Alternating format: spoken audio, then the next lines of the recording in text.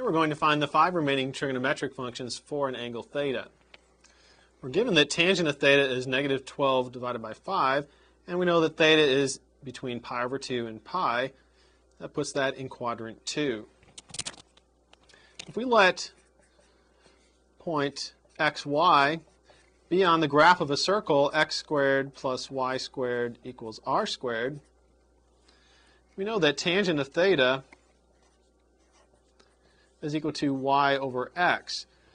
Now we have a negative value for the tangent, so we need to determine whether it's y or x that's negative.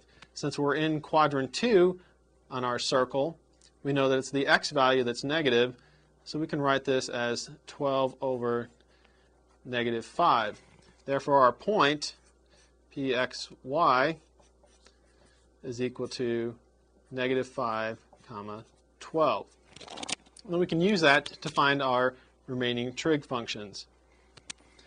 First, we're going to need to find the value for r. Since we know x and y, we'll put those values in.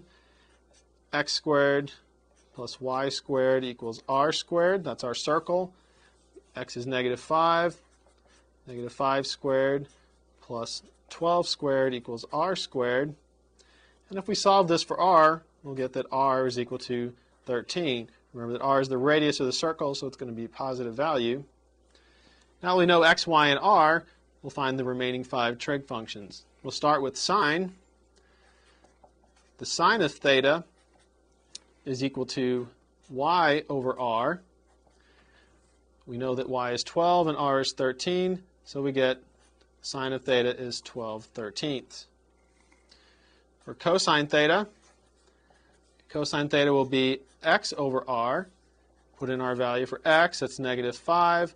R is 13, so cosine is negative 5 over 13.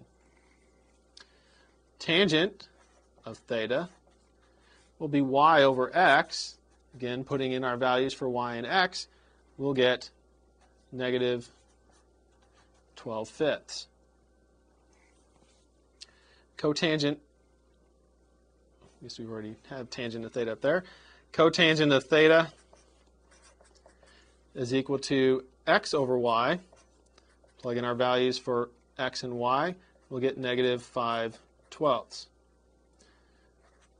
Secant of theta will be r over x. Plug in our values, and we will get r is 13, x is negative 5, so negative 13/5. Cosecant theta is equal to r over y. We plug in our values.